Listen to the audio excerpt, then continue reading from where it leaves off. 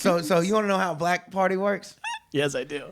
Have you ever had a question you wanted to ask the opposite race, but you were too nervous to ask? I'm Turner Sparks. And I'm Phil Duckett. And this is Black and White Advice. Where we answer all your questions about race, even the scary ones. This is Black and White Advice. You've got a question, but you're scared to ask. Just drop the boys a message, cause they're up to the task. They're rolling the dice, they ain't always nice, but you can't think twice when giving black and white advice. Black and white advice. I want to get to this today. So New York Times just came out with a list of etiquette for a house party. So you're going to a house party. There's etiquette at house parties? According to the New York Times, there's etiquette for how you're supposed to behave on your way to the house party, at the house party, when leaving the house party. I want to go through some of these and see. This was written by a white person for sure. Because first of all, nobody would say how to act at a house party. First of all, it's called a kickback or a function. And, if I'm at the kickback, I'm chilling at the kickback. I'm at the function. Post it up. I'm very excited to read you this list. Well, let's see what they got. All right, here's rule number 1. When you accept an invitation, are we already off track? They're sending evites. When you accept an invitation, you have an obligation to bring something. I agree with this so far. I agree with it too. You can be the most beautiful person at the party who brings glamour. Fuck no. You can be the person who brings an expensive wine, or you can bring a sprinkle, which means you sprinkle joy or wit or personality onto a party. But the rules are you have to bring something. Let me tell you. This is the New York Times. The New York Times has really gone down lately. Let me tell you something. Glam and sprinkle, keep your mooching asses at home. All right? You better bring something to my house. Napkins, paper towels, forks. Don't just bring your fine ass to my house empty-handed. I used to be the napkins guy. Which is fine. I'm go-to napkins guy. Something. Show me that you have contributed to all this money I have spent. No, but for me, this is very exciting because now I know I don't even have to bring that. I can just be the wit person. This is Gen Z shit. And then I can be like, the New York Times said I can bring wit. The editors at the New York Times are like I'm 24. bringing beauty to your party. You don't have enough beauty to pay me. Bring the napkins, Turner, please. I'm a strong 7. You are in Utah, but I'm going to tell you this. I'm a Utah 7. You're a Utah 7, Sparks, which is pretty good. I'll take it. That's not bad. Utah people are hot. Mormons are attractive people because they don't drink, they don't smoke, they don't cuss. They don't fuck. They don't throw rocks. They don't do, anything that would age you, they don't do. And so they just sit around and look good. I think they exercise and they do drink a lot of soda. I heard they do a lot of edging. They might do that. There's a documentary on it. It's big in the There's Mormon a community. documentary? Lot of nut in the jeans. They drink Robitussin, I know. They drink lean? Yeah, because it's like they pulling up syrup in Utah. Dude, you open a fridge. up. I grew up with Mormons. You open a Mormon fridge, and the dad's just got like wall-to-wall Robitussin. He's like, I have a cold, because it's their way of getting drunk, because they're not allowed to drink alcohol. No way. Yeah. So they go full robo-tripping, like every weekend. That's pretty sick. I feel like we might do some research. We're going to get canceled by Utah. They're like, that actually... It's true. Yeah, he has an opioid problem, Turner. There's an opioid epidemic. Rule number 2. I don't even know if this is one, but I am excited that now I can bring absolutely nothing. Beauty. Rule number 2, stop bringing candles to people's homes. We all know they're re-gifted. There are only so many candles a house can take. Now, I don't know this. I don't know. I don't think I brought candles. I've never had anyone. I've bring never them to received, me. unless it was a housewarming. What party. is the typical thing is like a fruit pie or something, right? What is that called? That's the whitest shit. Do you know what I mean? He brought you a fruit salad. That's a fruit salad. Joe, what's the term? The fruit. A fruit platter? You talking about like the fruit bowl cake? Fruit cake. Fruit cake. Fruit cake. That's fruit. I mean, yeah, if you're 1954 is what But they were isn't that the old dropping. joke? There's like one fruit cake on planet Earth and people are passing it around. How old are you, Turner? About If you ever 125? gotten a fruitcake at a party, somebody handed you one? Was her name Esther? Shirley dropped off a little fruitcake over here along with a honey baked ham. What do people normally bring? What at a black party? At a whatever. Black party, probably napkins, silverware. Everyone brings napkins. So you want to know how a black party works? Yes, I do. You're like, yo, I think I'm gonna have a party today. You call up your homeboy like, yo. He's like, You decide that day. you decide that day. That day. Yo, All right, yo. already we're off. Yo. I'm having a little kickback. I already got the motherfucking chicken and shit. You just make sure you bring the burgers and hot dogs, and then call your boy. So then he be like, bet. So then he calls his boy, yo, we having a kickback. We already got the burgers, hot dog, and chicken. You just got to bring the ribs, and so it's like a game of telephone. And the cookout builds. So the better the cookout, the more people you have, because now you have all the food you need. But if you don't call enough people, now you just there with 3 pieces of chicken. Yeah. And it's not a cook. You know what I mean? It's like you really have to do it. But no, that's how it starts. It'd be the day of. And he like, yo, like Labor Day. He was like, yo, it might be like this weekend. I already got a call. Yo, this is Labor Day. We having a little kickback.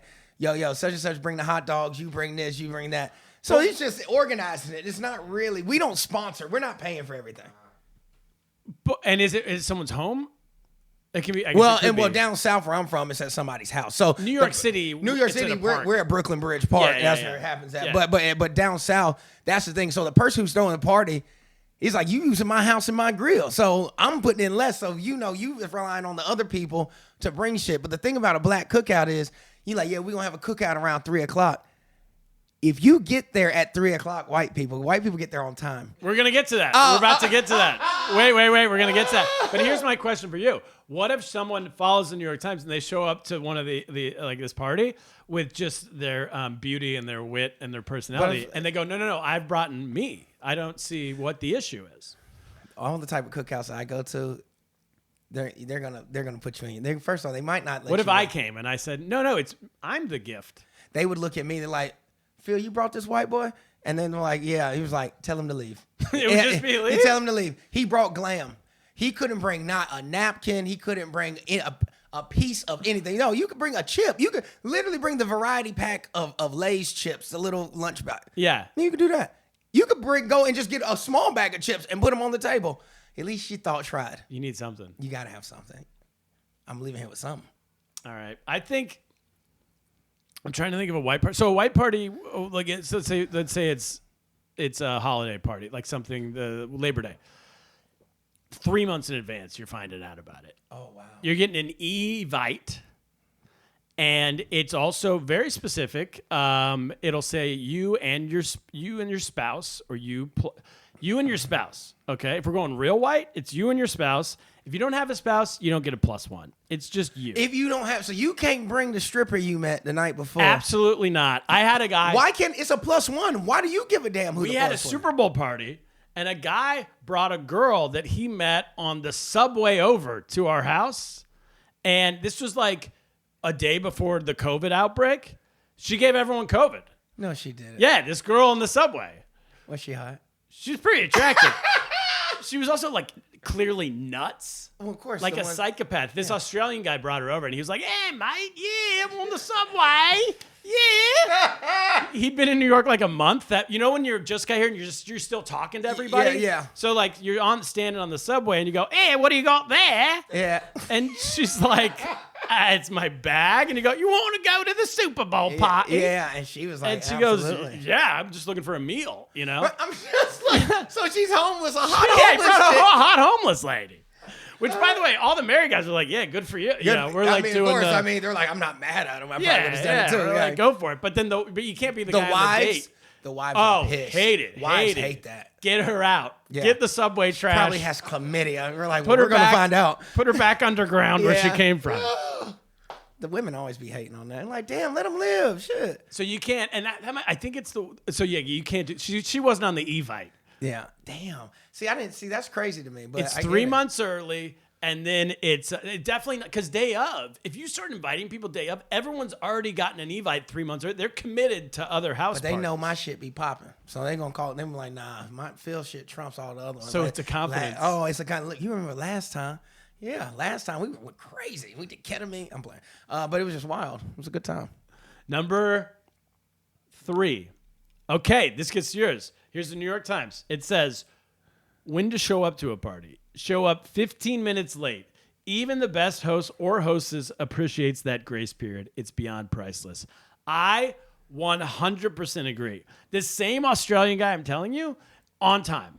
Every single time. We have a party at 3, he's there at 3 o'clock. And it's like, can you just like go away for a few minutes? We don't have that problem. Ever. You don't say. Baby, the host loves us. You got more than a grace period, my baby. You got about 3 hours. You know what I mean? Black people aren't on time? Fuck you. Stop the presses. CP time is a real thing, but especially when parties are meant to become too fashionably late. But everybody knows at a black party, if you show up on time, you are now part of the party planning committee. Yes. You are now setting up the chairs. You are making sure we got the cups and everything and the silverware, whatever's here is ready to go. You are and the thing is, you just came to party, but now you are part of the event. Yeah, you're all of a sudden like feeding the baby. Oh, yeah. Hold the baby while I get ready. No. Yeah, So you learn, I'm never coming on time. But, I'm normally to a good party, I'm going to be about an hour and a half, 2 hours late. Can I say Phil was late to my wedding? The wedding happened. We were already married.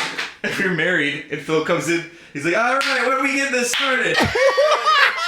I swear to God. We'd already walked down the aisle, the church bells. Baby, the reception was about to start. They threw rice. I said, Joe, You guys are on your honeymoon. You're in Tahiti. And Phil walks in.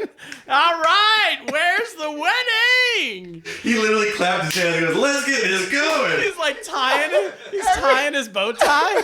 She's like, I'm already Mrs. Russell, Phil. You guys have a kid. Phil, 9 months late. Joe, I completely forgot. I felt so bad. I was like, I missed it? Oh, God. How late does a black wedding start? No, black weddings, well, I don't want to do that. I would say no, weddings start on time. It depends. It depends on if you're punctual. Like, I'm very punctual. Like, you know what I mean? Like, You just said you're 2 hours late to everything. That's a party. That is punctual, though. That's to a party. Like, I'm talking about for any, like, regular meetings and shit. Like, I'm always going to be on time. But, like, weddings, it depends on the person. I've been some, they start 15, 20 minutes late. But I've been to a black wedding that started 2 hours late, and I was mad. I was mad as fuck because I've already sweated through my suit. All right, so now I'm and it's in Texas, and you're sitting there for 2 hours, and I'm like, this is dumb. Like they're not even gonna make it. So why are we doing this? And also, then you're renting the venue. A lot of these places like any wedding, it's like you get the space for 4 hours, and then we got another wedding coming in. No, not them. They didn't have shit going for the day, so we was just there. Texas heat. What about comedy? I'm always on time for comedy, but if you the urban that's what I'm asking. The urban I don't do, it's gonna shock you. I don't get invited that often to do I them. could see that. I could see that, but are those on time? Never. Like, and I mean, never on time. Okay. Like, and the thing is, certain shows I've done, if it's the only thing you got, okay, you're good. But I can't do the bounce around because the show on the flyer says starts at 7. At 9 o'clock, they're like, all right, we're going to get this thing started in about 15 minutes. In New York City? In New York City. Harlem, the Bronx. Then how is anyone bouncing? They're not. Because people who don't most, know, we're all bouncing around doing like 4 spots a night. So you got to be in and out and in and out. But if I'm being honest, most comedians who are doing the black circuit don't go and do the white circuit. So that's kind of their show for the night. Yeah, that's true. Or they'll go and do another show that starts at 10:30 or 11. Yeah. And but like, it's just what it is. It's very tough to get booked in New York City, period. Yeah. But, the diversity is changing in a lot of these clubs, but it's still mostly dominated by, there's not a very, like we said, the clubs I perform in, I'm one of the few past black comedians. There's probably like a handful. Yeah. You know what I mean? So, and I'm always down there, and I'm grateful for all that time. But that also, in return, a lot of the black rooms, I'll go and support my homies who only do the black room. They're like, there go Hollywood. He don't fuck with the black room.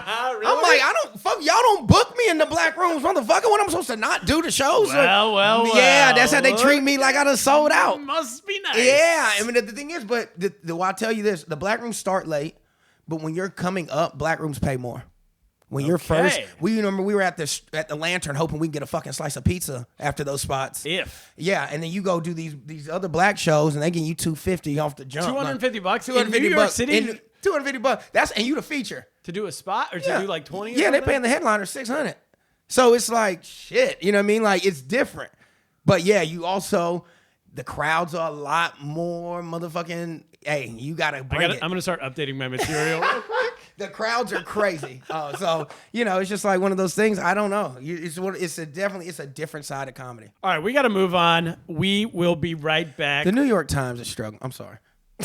We got to move on. We'll be right back with your black and white advice questions after the break. Hey, you want to get bonus content, early episodes, and have your questions answered on the show? Well, then subscribe to our Patreon at patreon.com/blackandwhiteadvice and subscribe right now. Do it, and we'll give you a shout out on a future episode. And I might call you the N-word.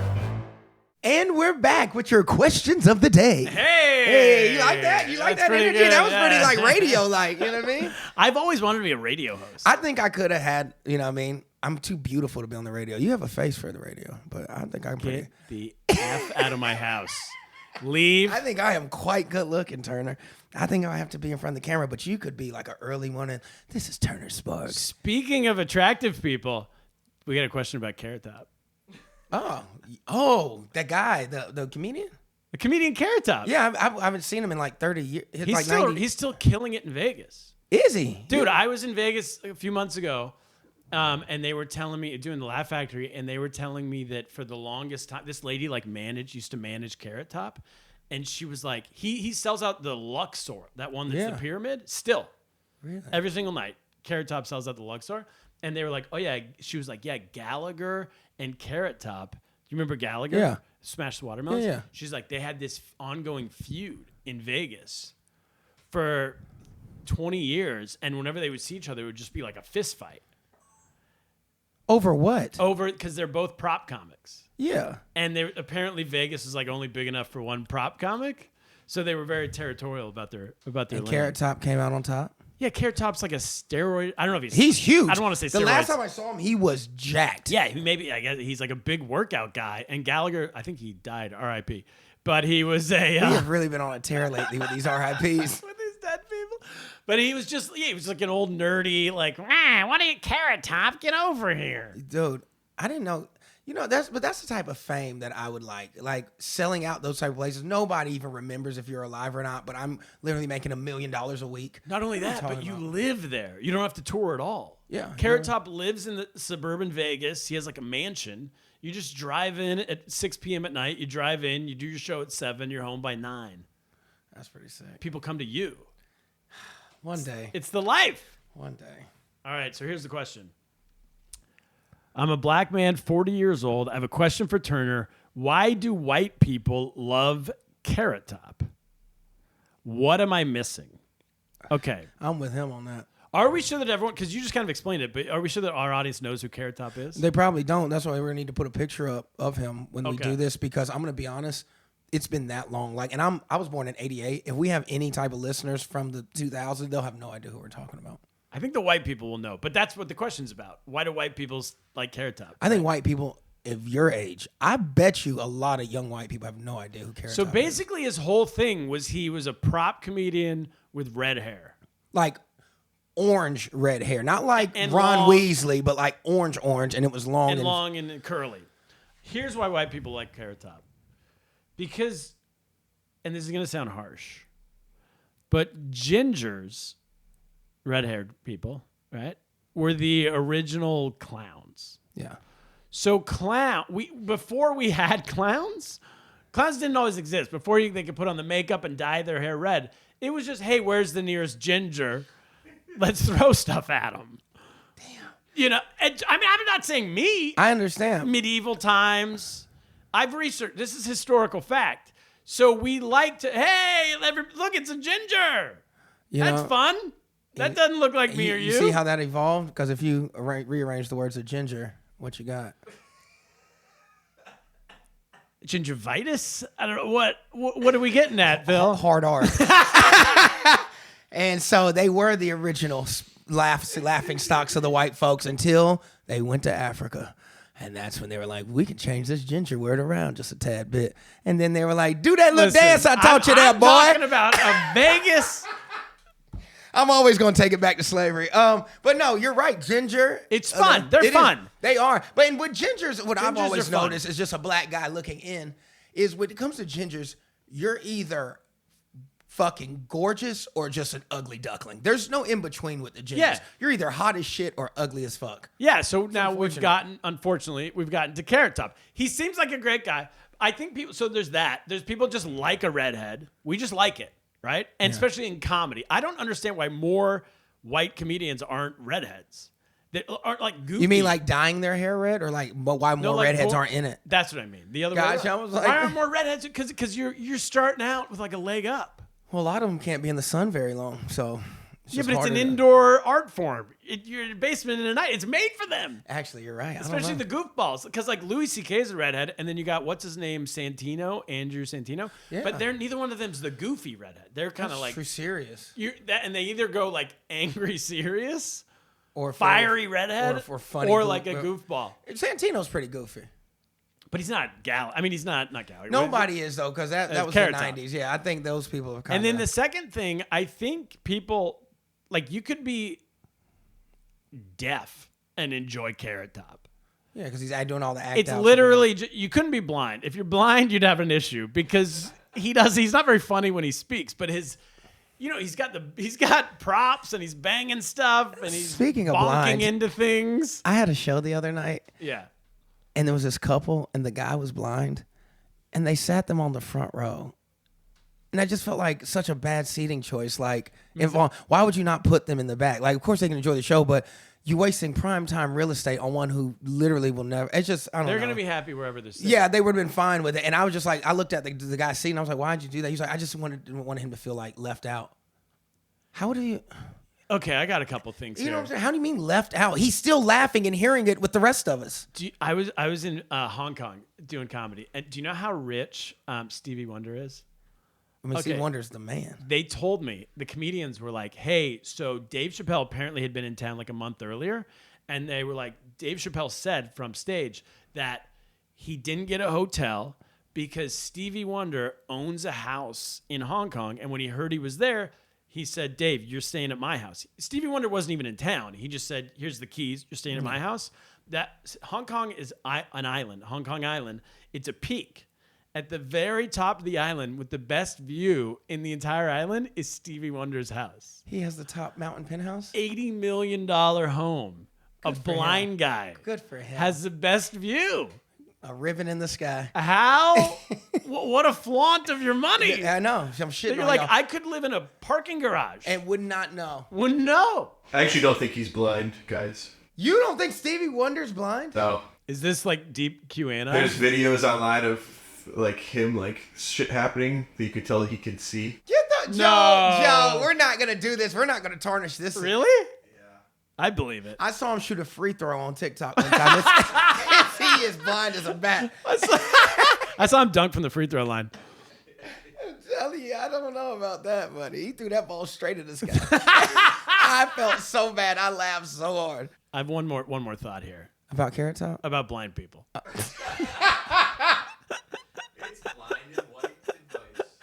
I did a show one time. I've been wanting to say this for years. I haven't found the right forum. Thankfully, we've landed on it. I did a show one time, and it was all the concept was it was like at this festival. It was all in the dark. The whole audience is blindfolded. They turn the lights out, and you do stand up. And the idea being they can hear your voice, but they can't see you. So like act outs don't work and stuff. But I kind of tricked them. I started like I did like old timey radio. I'm like, so I ran to the bedroom. Da, da, da, da, da, da, da. Anyway, I did pretty good. But at the end of the show, I just thought it was a cool concept. At the end of the show, the host goes back up and he goes, "Thank you. I just want to let you know all the money we made tonight has gone to an organization that raises awareness for blindness." In case apparently people aren't aware that there's blind people on Earth. And this was odd. Does anyone not know? I don't understand what was so odd about it. They were raising money for blind people. Nobody was like a blind awareness.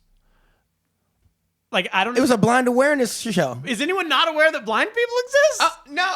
Are we Okay, not I'm like, wait, aware? what's so hard about this Are we concept? not aware of blind people? That's just what they call it so they can get money and steal it. But I mean, they ain't never. That's my point. Oh, blind aware. I got you. Yeah, I'm like, okay. who's I'm not aware of? Who's Are there not- commercials on TV? Like, Everyone, stop what you're doing. There's this thing called blind people. I'm telling you though, if I'm some real shit, and I'm not trying because I don't know. There's a comedian who has a bit about this, so I don't want to take their bit. But it is true. Technology has advanced in every realm, but in blind, they still got these motherfuckers banging sticks on the street, and that's some weird. Like, think about it, that's the first tool they gave them when blind people first dropped, and now we have solo driving cars right now. And they still got sticks. Why don't they have any type of echolocation? Why don't we have VR headphones, like eyesight? Why can't y'all give them vision? Okay, but the money should go to that and not just awareness. That's what the awareness is. We aware that we fucking these blind people. But then what are we doing about it? But just being aware? I don't know why we haven't helped them out more. I think we think they're powerful, well beyond belief, and don't want to give them a leg up. Because when you lose one sense, all your other shit gets way stronger. And if we start helping blind people out too much, well, it's a slippery slope. It's competition They're for the rest X-Men. of us. They're probably X-Men.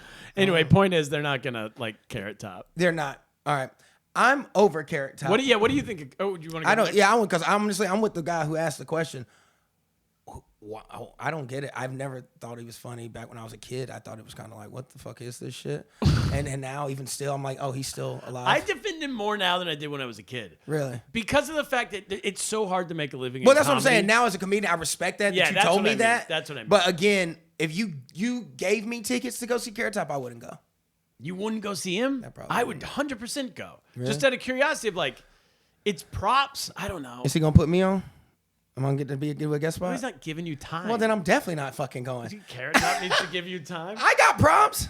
I will say this in white comedy, okay? There is a spectrum of it. And it goes, Carrot Top is on one end. The one where like you don't have to use your brain at all. You just show up and you laugh, right? And literally there's no thought. And then there's, on the other end of this, I'm going to say is Hannah Gadsby. There's not really much laughing going on, but it's a lot of thinking. You name dropped them. You feel pretty solid. How you know? Well, what's she going to do? How to you me? know Hannah ain't gonna take us on tour one day? I'm pretty sure she's not going to take me on tour one day. You name dropped her. She sucks. No, I'm just saying she's like a real thinker. She is. Yeah. It's a real, it's a lot of that when you go watch. Let me tell you something. That's Okay. the last thing I want to do at a show. Oh, yeah, me too. I mean, yeah, of course.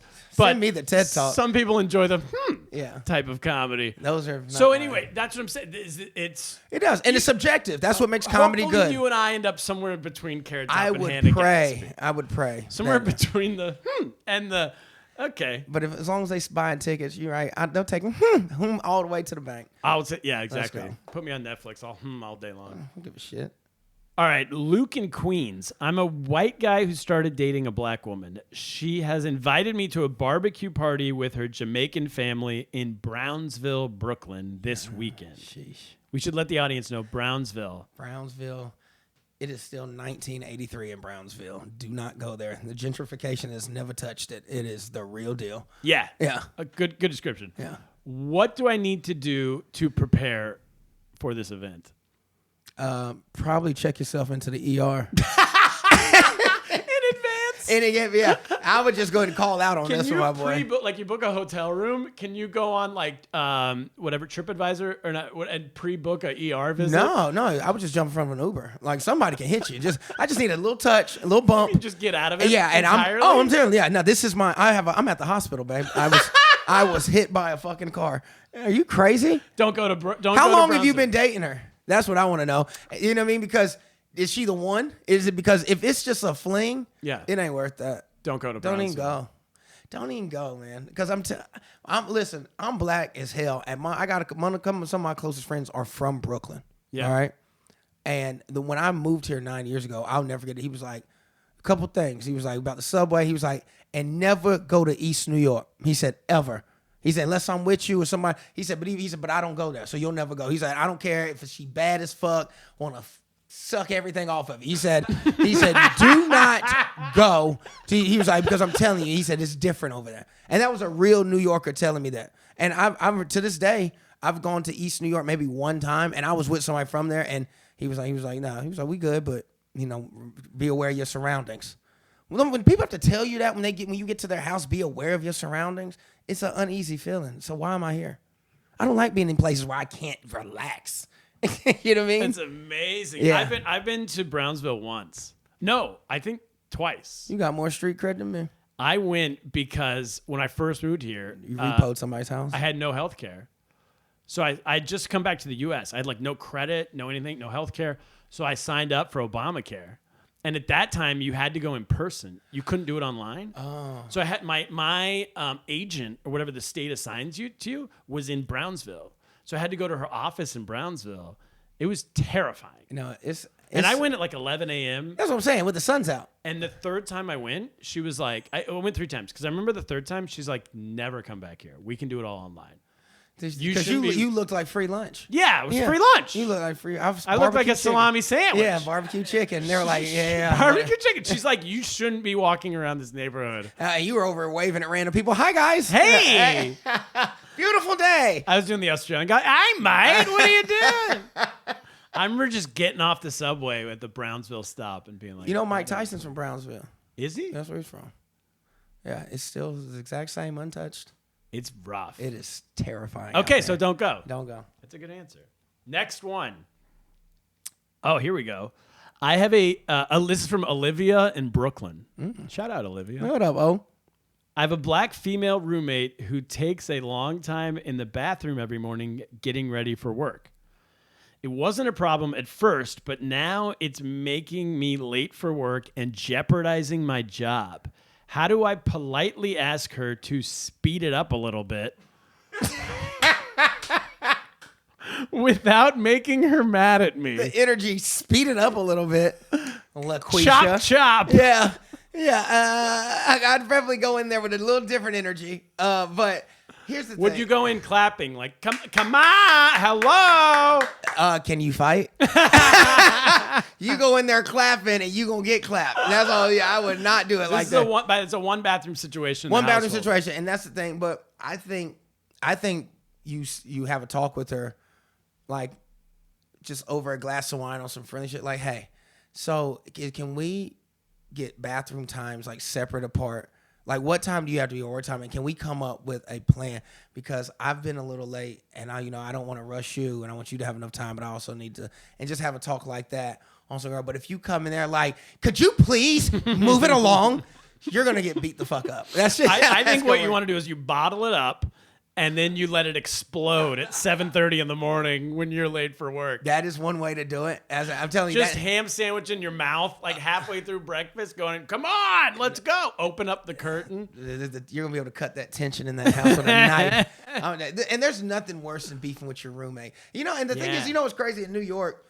For New Yorkers are very few. Like when at our age, where you might have a roommate. You know what I mean? Like I live with my girl. Adults have roommates. Adults have 40-year-olds have roommates in New York City. Anywhere else, people are laughing at you like you fucking bum. Yeah. Like in the South, it's unheard of. You know what I mean? You just don't do that. In other places, Midwest, at our age, you just don't. It's because you can rent an apartment for like $800 a month. Right? Exactly. In the suburbs somewhere. Exactly. Here it's like $3,000. Exactly. So $4,000. we got to do it. So it's totally different. But the whole roommate thing is crazy because you want to have peace in your home. There is nothing worse than coming home from a long day of work and you fucking hate your roommate. It's just you don't rest well. And because you're like, any fucking thing he says, I'm gonna whoop his ass. That's how you think when you're at work. Yeah, it's terrible. So I think you have to try to keep the peace no matter what, and you kind of have to diffuse the situation if you can.